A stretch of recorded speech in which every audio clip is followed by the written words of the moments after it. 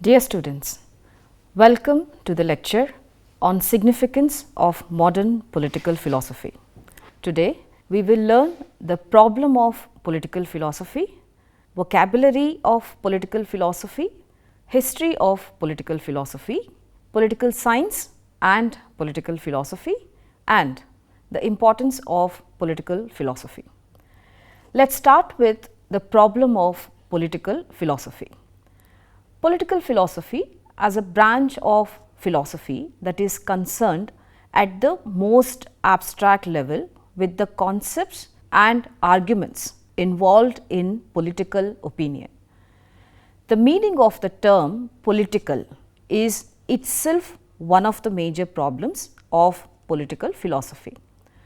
Broadly, however, one may characterize practices and institutions that are concerned with government is considered as political. The central problem of political philosophy is how to deploy or limit public power so as to maintain the survival and enhance the quality of human life. Like all aspects of human experience, political philosophy is conditioned by environment and by the scope and limitations of mind and the answers given by successive political philosophers to perennial problems reflect to the knowledge and the assumptions of their times. Political philosophy, as distinct from the study of political and administrative organization, is more theoretical and normative than descriptive. It is inevitably related to general philosophy and it itself a subject of cultural anthropology, sociology and the sociology of knowledge.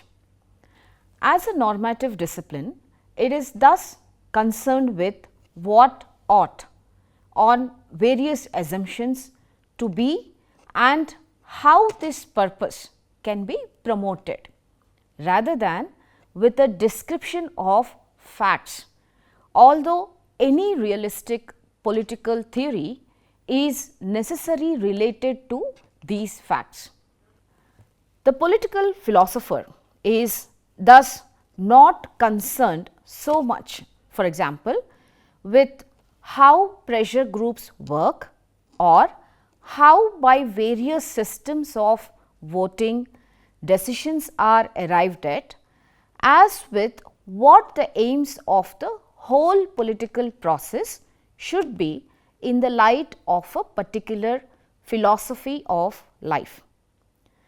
There is thus a distinction between political philosophy, which reflects the world outlook of successive theorists and which demands an appreciation of their historical settings, and modern political science proper, which is in so far as it can be called a science, is empirical and descriptive. Political philosophy, however, is not merely unpractical speculation, though it may give rise to highly impractical myths. It is a vitally important aspect of life and one that, for good or evil, has had decisive results on political action, for the assumptions on which political life is conducted clearly must influence what actually happens. Political philosophy may thus be viewed as one of the most important intellectual disciplines, for it sets standards of judgment and defines constructive purposes for the use of public power. Such consideration of the purposes for which power should be used is, in a sense, more urgent today than it was in earlier periods. For humankind has at its disposal the power either to create a world civilization in which modern technology can benefit the human race, or to destroy itself in pursuit of the political myths. The scope for political philosophy is thus great, the clarification of its purpose and limitations, and urgent as an aspect indeed of civilization's survival. Political philosophy developed as a central aspect of philosophy. Generally, in the world of ancient Greece and the writings of Plato and Aristotle made a basic and still important contribution to the subject. Central to political philosophy has been a concern with the justification or criticism of general political arrangements such as democracy, oligarchy or kingship, and with the ways in which the sovereignty of the state is to be understood, with the relationship between the individual and the political order, and the nature of the individual's obligation to that order, with the coherence and identity of the political order from the point of view of the nation and groups within the nation, and with the role of culture, languages, race as aspects of this, with the basis of different general political ideologies and standpoints such as conservatism, socialism and liberalism, and with the nature of the basic concepts such as state, individual rights, community and justice, in terms of which we understand and argue about politics. Because it is concerned with the justification and criticism of existing and possible forms of political organization, a good deal of political philosophy is normative. It seeks to provide grounds for one particular conception of the right and the good in politics. In consequence, many current controversies in political philosophy are methodological. They have to do with how, if at all, normative judgments about politics can be justified. If we examine the main works of political philosophy in past centuries, they can be divided into two categories. On the one hand, there are those produced by philosophers elaborating general philosophical systems whose political philosophy flows out of the forms and integral part of those systems. Leading philosophers who have made substantial contributions to political philosophy include Plato, Aristotle, Saint Augustine, Saint Aquinas, Thomas Hobbes, John Locke, David Hume, Hegel and J.S. Mill. On the other hand, there are social and political thinkers whose contribution to philosophy as a whole has had little lasting significance, but who have made influential contributions to political philosophy, specifically like Cicero, Marsilius of Padua, Machiavelli, Rousseau, Bentham, Fichte and Karl Marx. Two important figures whose work reflects non-Western influences are Ibn Khaldun and Kautilya. Among the most important 20th century political thinkers are Arendt, Isaiah Berlin, Michel Foucault, Antonio Gramsci, John Rawls and Charles Taylor. Now, vocabulary of political philosophy.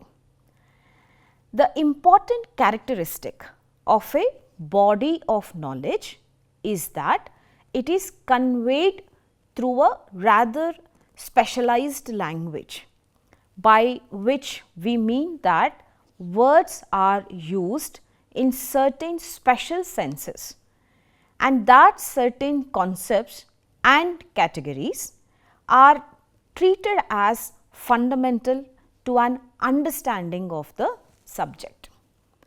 This aspect of a body of knowledge is its language or vocabulary.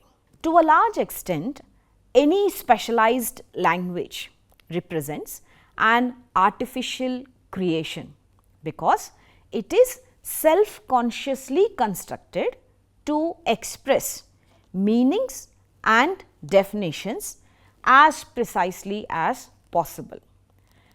The language of the political theorist has its own peculiarities. Some of these have been pointed out by critics who have complained of the vagueness of traditional political concepts as contrasted with the precision characteristic of scientific discourse. Dear students, now let us look into the history of political philosophy through the vocabulary. The history of political philosophy attempts to yield a connected account of past speculation on the character of human association at its most inclusive level. History or philosophy may be stressed depending on whether the organizing principle is the temporal sequence or conceptual framework of political thought. Anglophone work has increasingly been organized around distinctive political languages defined by specific vocabularies, syntaxes and problems. For example, classical republicanism, Roman law, natural law, utilitarianism. Chronologically, it has been usual to observe divisions between ancient, medieval, Renaissance, early modern and modern periods. Ancient Greece is the source of the earliest political reflection with a continuous history in the West. Here, reflection on the nature and proper organization of political community stimulated inquiry into the difference between nature and convention, the public and the domestic realm, the distinctive character of political rule, the relationship between political life and philosophy, the identity of justice and the taxonomy of state forms, as well as a more sociological investigation of the stability and decline of political regimes.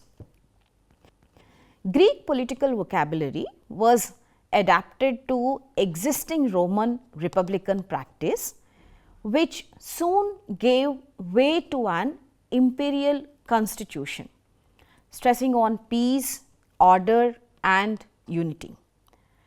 Together with questions about the causes of its own rise and decline, Rome thus provided political values and historical material for subsequent philosophical and historical reflection.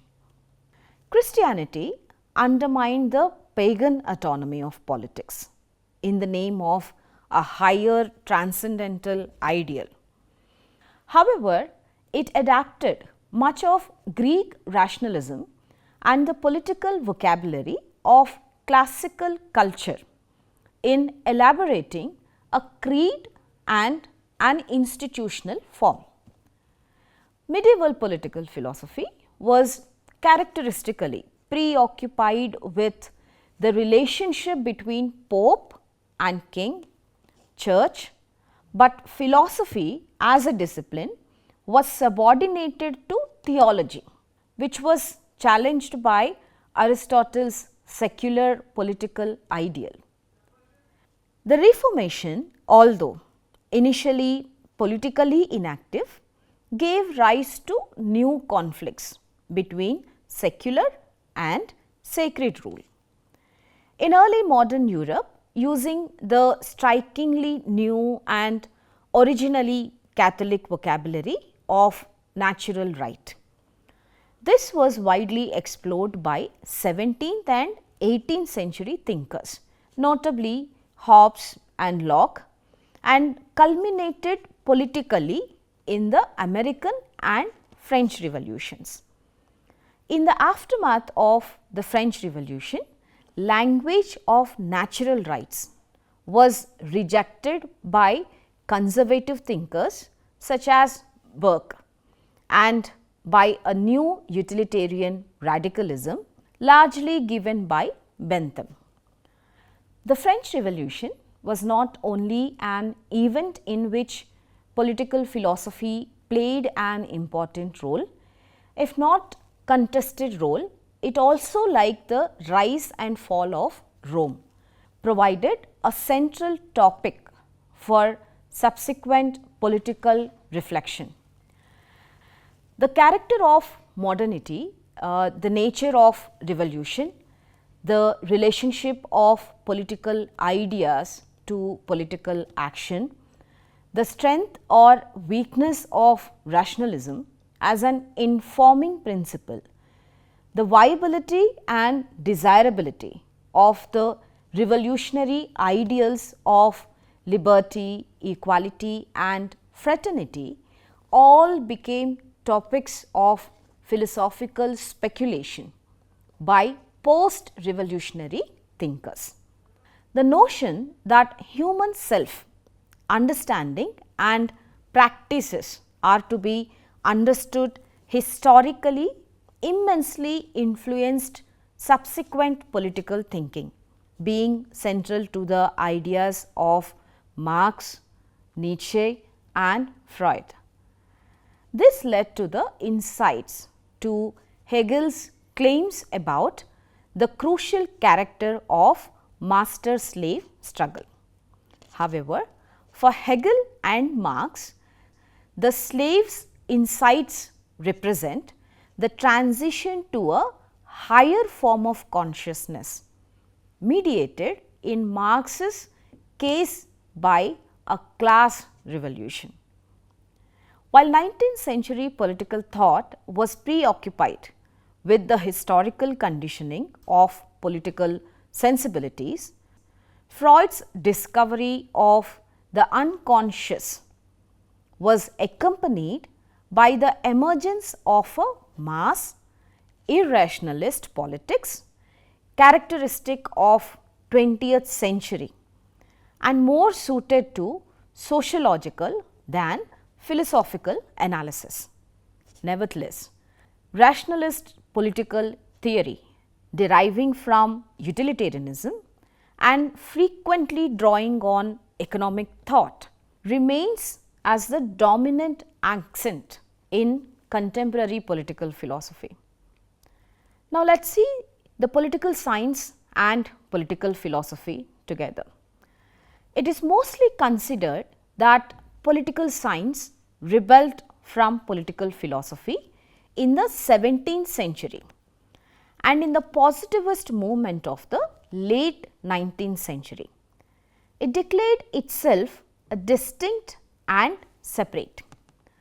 Political science is often said to be descriptive or empirical, concerned with facts, whereas political philosophy is called normative because it expresses values.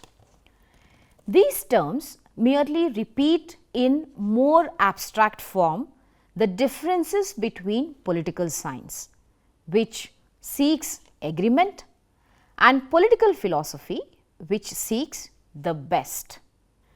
Political science likes facts because it is thought possible to agree on facts as opposed to values, and political philosophy provides values or norms because it seeks what is best.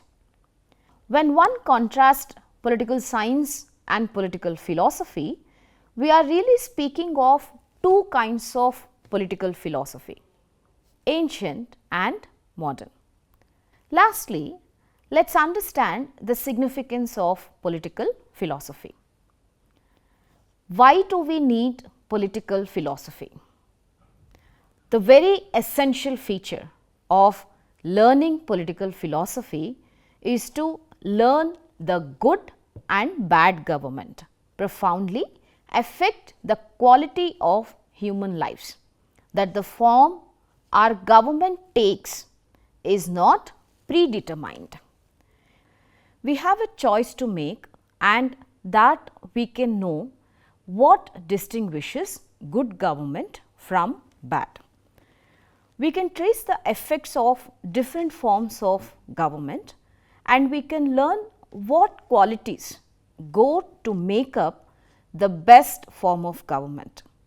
In other words, there is such a thing as political knowledge, and we can define political philosophy as an investigation into the nature, causes and effects of good and bad government. The practice of political philosophy is evident till the human existence strive for the change as a continuous process. One question that immediately arises is whether the principles that political philosophers establish are to be regarded as having universal validity, or whether they should be seen as expressing the assumptions and the values of a particular political community. This question about the scope and status of political philosophy has been fiercely debated in recent years. Dear students, to conclude the lecture, political philosophy is the philosophical thought about the state, the nature of the state, its functions, values, the truth of the state experience, and the philosophical inquiry into the validity of the state experience as the ultimate fulfillment of life and the world. Hence, it is evident that the significance of the political philosophy is linked with every subject area of social sciences, be it social anthropology, sociology, psychology, economics, religious studies, and of course, political science. One can connect to the existence of the society in different realms through the very basic understanding of political philosophy. The ways of thinking constitute an essential part of the heritage of mankind. The continuous discourse of political philosophy gives answers to the existing questions and also arise new questions considering the nuances of the changing society. Dear students, I hope you understood the significance of the political philosophy and ready to know more about the political philosophy in the coming units. Thank you.